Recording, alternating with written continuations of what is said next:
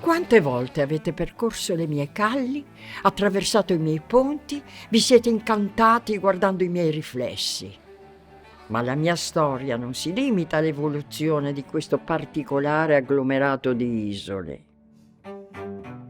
Vorrei raccontarvi di un territorio a me vicino, che già era lo snodo più importante dell'Alto Adriatico molto prima della mia nascita e che in seguito conquistai. Quello che ora chiamate Friuli Venezia Giulia.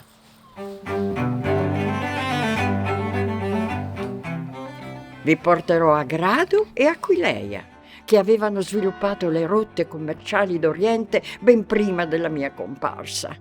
Vi accompagnerò in quello che dal Rinascimento diventò il mio giardino, Sacile. Ancora oggi il mio rapporto con questa regione è quantomeno speciale.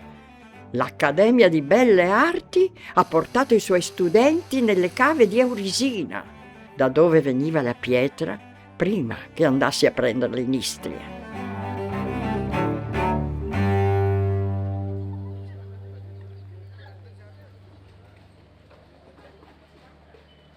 Ci troviamo all'interno delle calli, campi e campielli del Castrum di Grado, che come potete vedere è un angolino suggestivo, ricco di storia, ricorda naturalmente l'ambiente veneziano, ma la storia di Grado è legata a quella di Aquileia e continuerà poi a Venezia.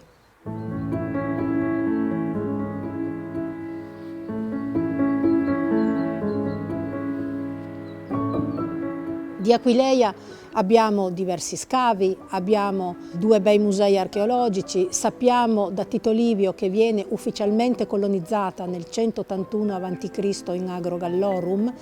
Aquileia che non è mai stata sul mare, bensì lungo le rive di un fiume che collegherà le 2 località, perché Aquileia era appunto in territorio di terraferma. Grado invece, che 2000 anni fa non era un'isola, aveva questa caratteristica portuale che farà parte del sistema portuale più grande di Aquileia, che comunque era la 4ª città romana in Italia dopo Roma, Mediolanum e Capua.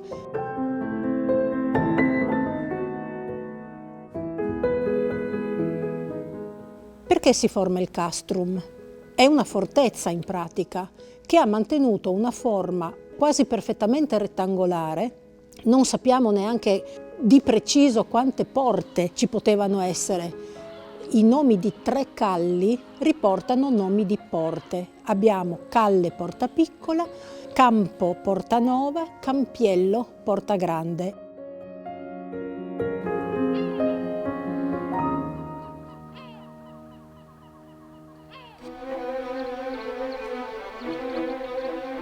Nel 452 arrivano gli Unni di Attila, distruggono praticamente Aquileia. Non proprio del tutto, perché la città comunque riesce a sopravvivere, anche se non sarà più la grande capitale di una volta, e molti dei suoi abitanti, come accade anche ad Altino e ad altre località, si rifugiano sulla costa.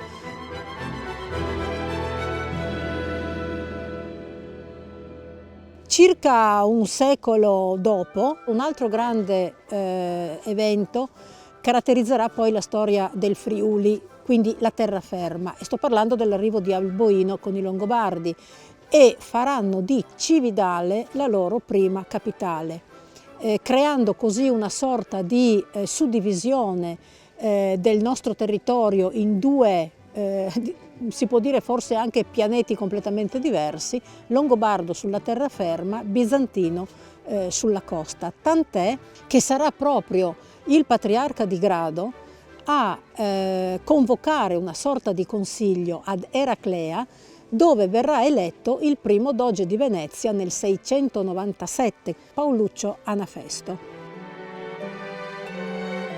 Venezia naturalmente nel frattempo comincia a crescere anche come importanza commerciale, sarà il commercio che renderà Venezia la città straordinaria che vediamo ancora oggi, sulle stesse rotte d'Oriente che aveva già Aquileia 1000 anni prima.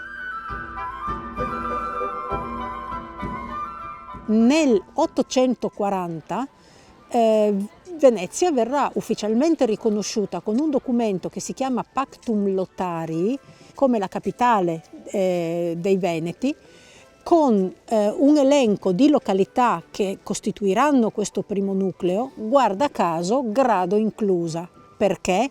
Perché il Patriarcato di Grado era composto da diocesi che erano tutte costiere e andavano da Venezia fino a Zara in Dalmazia, quindi era super strategico. Costiero vuol dire avere porti, avere approdi, avere tutto già pronto per continuare questa grande attività commerciale che farà poi la città di Venezia come la conosciamo ancora oggi.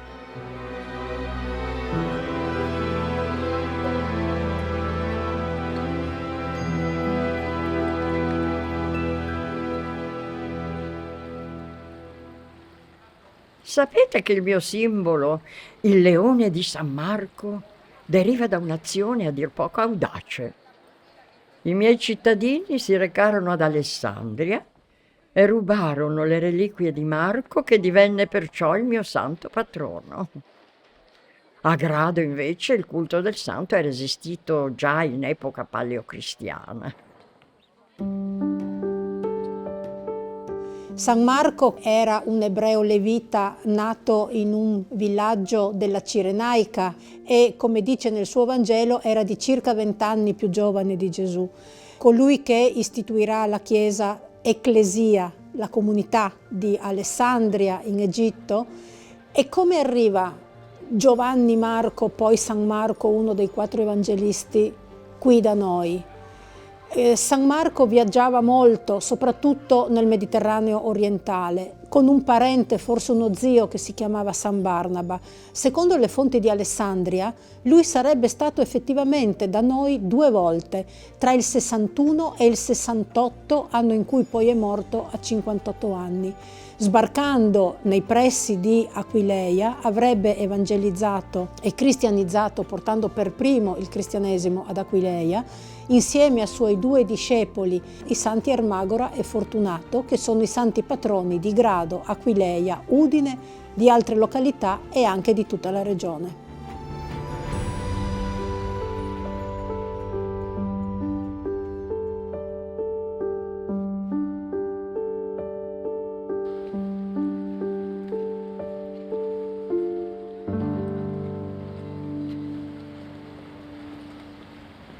Venezia nel frattempo aumenta sempre più di importanza sia dal punto di vista politico ma soprattutto dal punto di vista economico e diventerà il grande centro catalizzatore di queste zone.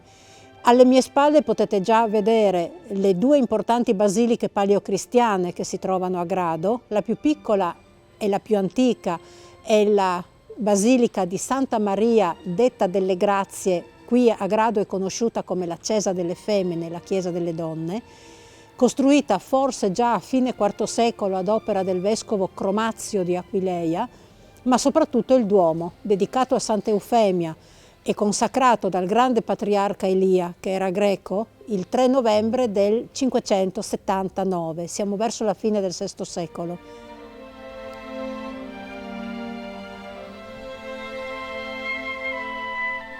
Nel frattempo anche le famiglie più facoltose gradesi e soprattutto il patriarca cominceranno a spostarsi sempre di più verso i lidi veneziani. Nel XII secolo il patriarca si trasferisce definitivamente a San Pietro di Castello e soprattutto nel 1451 cesserà di chiamarsi patriarca di Grado per assumere la denominazione di patriarca di Venezia e Lorenzo Giustiniani sarà il primo.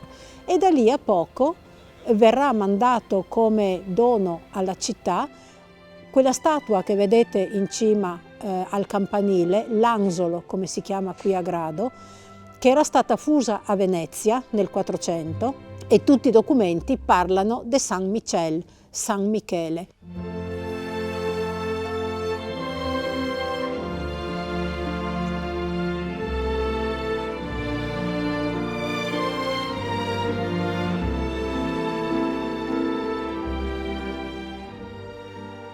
Nel Medioevo ero sempre impegnata nella difesa dei territori costieri, che nonostante la mia indiscussa potenza, venivano attaccati dai pirati e soprattutto dal vicino feudo del patriarca di Aquileia, propaggine del Sacro Romano Impero, con il quale ebbi a scontrarmi più volte.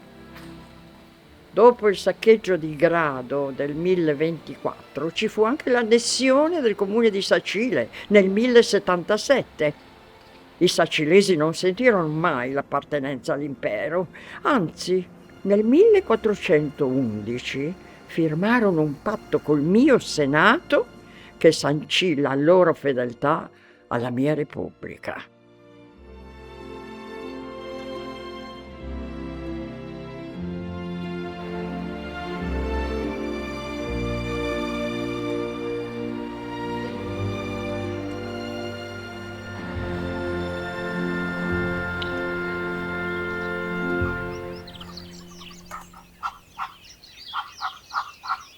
Fin dall'antichità Sacile ha goduto di una posizione privilegiata per la vicinanza ai guadi del Livenza.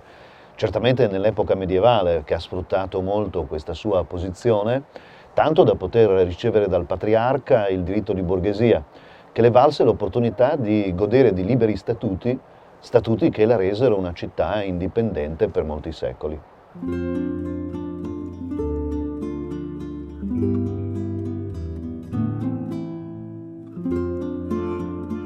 Sacile sorge sull'antico tracciato che collegava Pavia con Cividale, quindi già in epoca longobarda si seppe sfruttare questa meravigliosa intersezione di acque.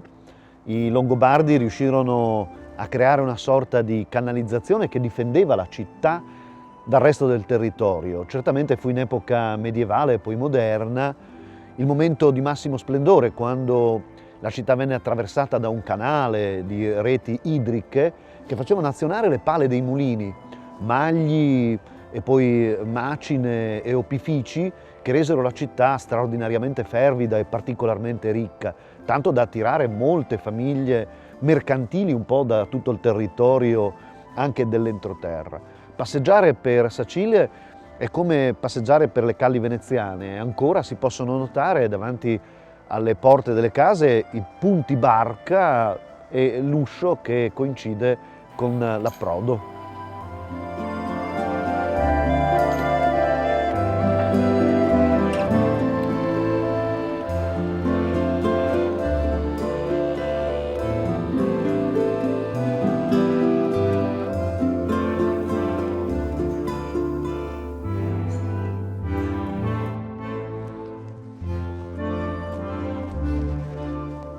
Naturalmente le vestigia e le memorie più interessanti della Repubblica si trovano conservate come tesori dentro i palazzi gentilizi, le case e le chiese, come questa, il Duomo di San Nicolò, che conserva al suo interno una pala lignea di Francesco Bassano, progettata nel 1583 e completata nel 1590, ed un'altra invece a firma di Palma il Giovane.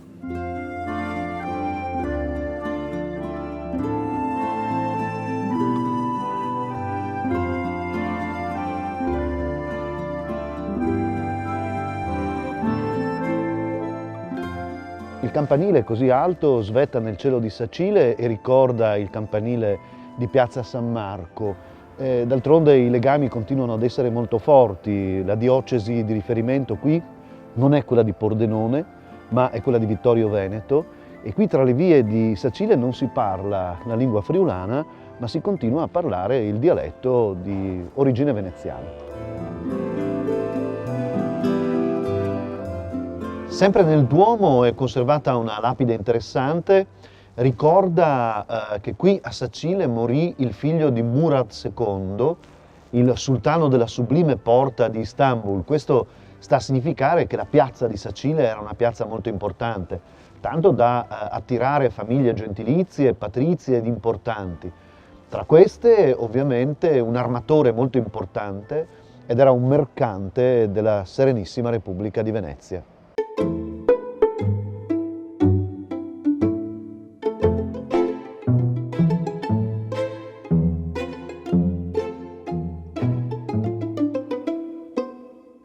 Benvenuti a tutti, miei graziosissimi ospiti. Sono lieto di accogliervi nella mia umile dimora, che di solito mi vede in viaggio per i miei affari, ma quest'oggi devo adoperarmi per una decorazione di una stanza. Io mi chiamo Giacomo Ragazzoni, sono nato nel 1528 da Benedetto e Isabetta, i miei genitori, abili commercianti. Subito mio padre a 14 anni mi spedì a Londra, nel nostro ufficio che già funzionava, per il commercio di spezie e soprattutto dell'uva sultanina di cui avevamo il monopolio. Passa il tempo, siamo nel 1570, il Bassa Mehmet decide di allargare i propri territori e quindi di invadere anche Cipro. Il doge, preoccupato per i suoi affari, mandò il sottoscritto come ambasciatore per negoziare una tregua. E quindi partì alla volta di Costantinopoli. Riuscì quindi ad ottenere questa tregua. Quando tornai a Venezia, avvisai il doge con tutte le mie informazioni che poteva resistere a questo assalto. E così feci. Gli prestai anche navi e soldati e mio fratello Placido, in Sicilia, rifornì le truppe della Lega Cristiana. Quindi fu vinta la famosa battaglia di Lepanto.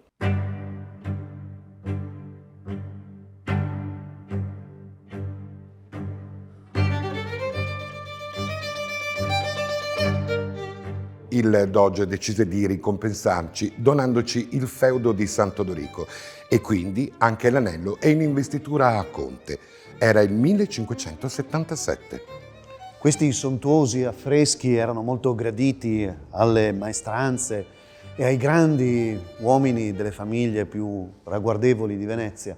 Si ispiravano all'arte del veronese, soprattutto le cene e in particolare il convitto in casa Levi.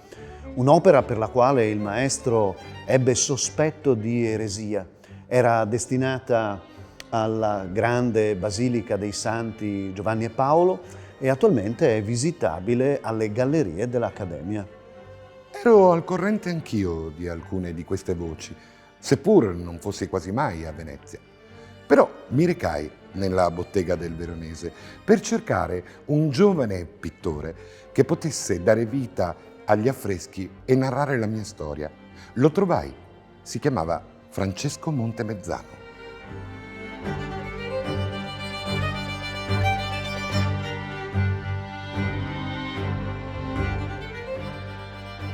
Moltissimo quindi fu il prestigio che Ragazzoni era riuscito a conquistare.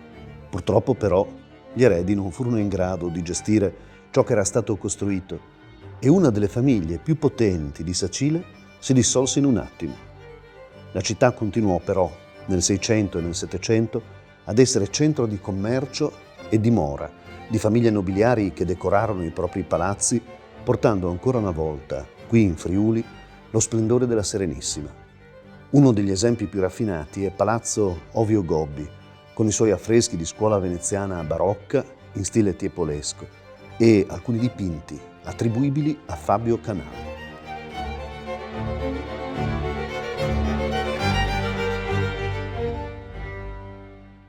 1797 arriva Napoleone a scompaginare tutte le carte, il territorio verrà ceduto alla corona degli Asburgo, poi nel 1866 diventa Regno d'Italia. Però i riferimenti, i rapporti con questo mondo veneziano rimangono tuttora, tant'è vero che per esempio ad Aurisina l'Accademia di Belle Arti di Venezia ha delle residenze artistiche. Importante il luogo dal momento che la pietra d'Aurisina servì anche prima dell'utilizzo della pietra d'Istria.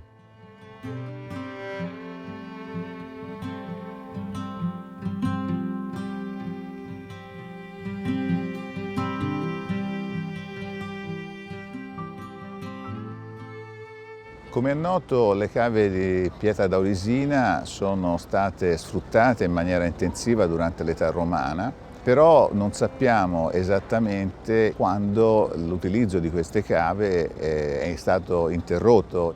Si pone il problema del fatto che molti oggetti in pietra d'Aurisina continuano ad essere utilizzati nell'Alto Medioevo e quindi la domanda che dobbiamo porci è se e quando eventualmente queste cave sono state riutilizzate e riaperte.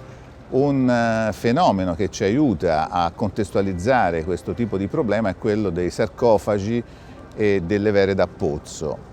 Venezia è l'unica città che documenta questo singolare fenomeno di appunto vere realizzate durante un periodo compreso tra il X e l'XI secolo. Molte di queste vere da pozzo sono in pietra d'Aurisina. Sempre nello stesso periodo è documentato l'utilizzo di sarcofagi. Molti di questi sarcofagi trovati a Venezia, ma qui devo dire trovati anche in altre città dell'arco nord adriatico come Comacchio, Ravenna, fino ad arrivare al nord delle Marche, sono in pietra d'Aurisina. Quindi la domanda che ci siamo posti, avendo un progetto specifico di ricerca ministeriale su queste tematiche, hanno davvero riaperto le cave in questo periodo? Per tentare di dare una risposta, non so se riusciremo a dare una risposta perché questo lavoro è ancora in corso, abbiamo usato insieme al professor Lazzarini la tecnica delle analisi isotopiche. Sono state fatte delle prelievi proprio nelle cave di Aurisina. Lo stesso lavoro stiamo conducendo su una serie di campioni di sarcofagi e di vere da pozzo veneziane per vedere se c'è una coincidenza tra questi oggetti che stiamo studiando e le caratteristiche delle cave di origine. Resta indiscutibile il fatto che dall'età romana in avanti le cave di Aurisina in maniera diretta, nel momento in cui erano utilizzate, in maniera indiretta possiamo dire, perché anche poi questo fenomeno del riuso implica sempre l'impiego di questo materiale da costruzione, sono state sicuramente il luogo più importante di approvvigionamento della materia prima fino al basso medioevo, quando poi abbiamo un cambiamento nelle aree di approvvigionamento e da quel momento in poi effettivamente la pietra d'Istria diventerà la pietra utilizzata anche nell'ambito della Serenissima.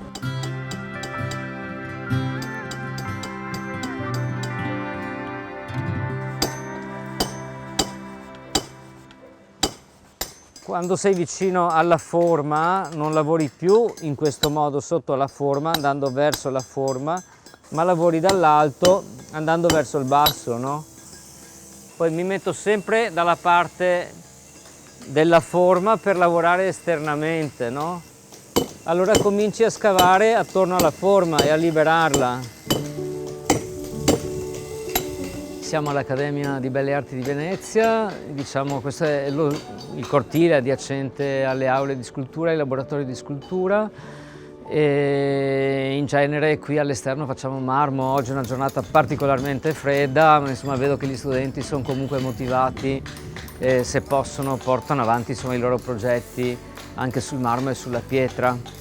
Riguardo al progetto delle residenze, cioè come accademia per noi è molto importante perché è una delle zone di escavazione più prossime, piuttosto ecco, che fa riferimento a Carrara, che è una realtà in qualche modo a noi lontana. È interessante cercare di recuperare e di approfondire o riapprofondire conoscenze con una zona come quella appunto giuliana, slovena, croata e così via. Ovviamente potevi già cominciare a tagliare eventualmente da qua, no?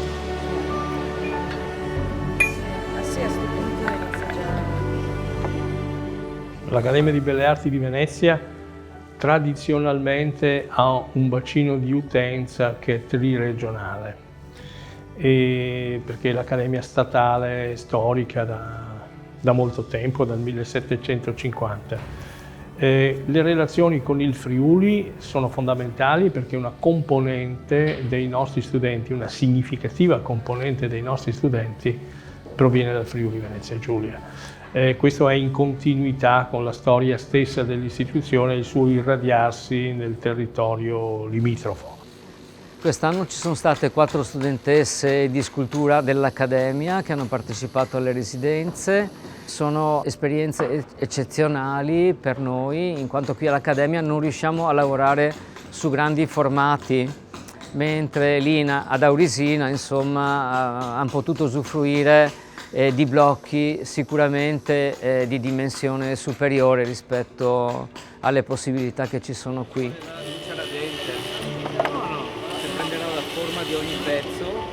Nasce il progetto Il favoloso viaggio nella pietra d'Aurisina perché abbiamo capito, anche insieme a Maddalena Giuffrida che è qui con me, l'esigenza di un territorio, l'esigenza di far conoscere la pietra di Aurisina anche dal suo punto di vista culturale, etnografico, lavorativo proprio, anche artigianale ma anche artistico soprattutto, in Italia e nel mondo.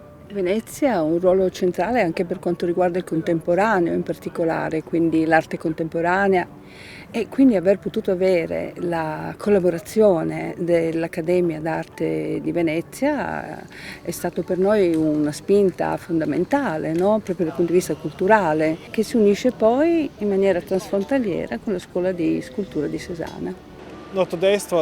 Arriva gente da Venezia e questo è molto positivo. Nel nostro territorio stanno accadendo dei bellissimi eventi come questo laboratorio e penso che questa energia esterna possa soltanto arricchire il nostro territorio.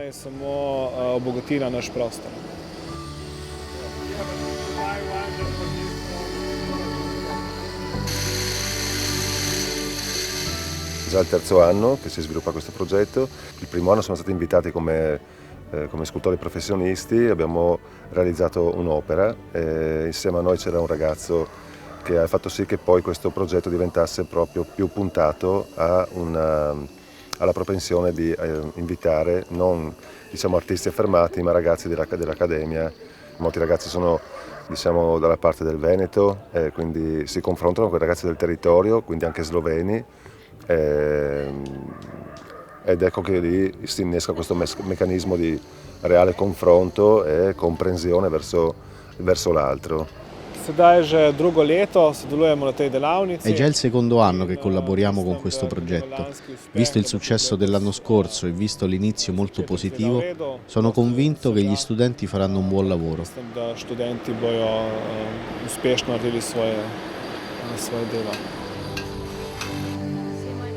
La residenza che ho fatto quest'estate mi ha permesso di vedere dei luoghi che non potevo neanche immaginare che fossero così grandi e piacevoli proprio tattilmente, perché entri in uno spazio e diventi quello spazio lì. La pietra mi ha colpito particolarmente anche perché ha diverse tipologie di forma, di aspetto. Non l'ho mai vista effettivamente a Venezia. Dopo aver fatto la residenza mi sono accorta della presenza di quella pietra perché l'ho riconosciuta ed ero estasiata. Cioè, è stato bello, molto... Sì, mi ha acceso quel ricordo lì.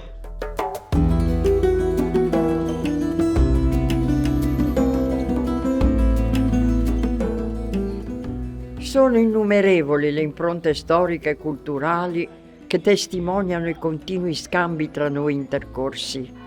Il Friuli Venezia Giulia ha con me una lingua comune fatta da una mescolanza di rotte commerciali, invasioni feroci e ricerca di indipendenza. Questo luogo ha sviluppato una genialità ibrida. Questo stare in bilico tra terra e mare, Roma e Bisanzio, tra Italia e Mitteleuropa, deve sicuramente molto alla sua fortunata posizione. Ma, se permettete, un piccolo merito va anche a me. Non sono stata sempre rispettosa e amorevole nei confronti di queste genti, però ho portato ricchezza, culture lontane e artisti che ancora oggi sono patrimonio di tutta l'umanità.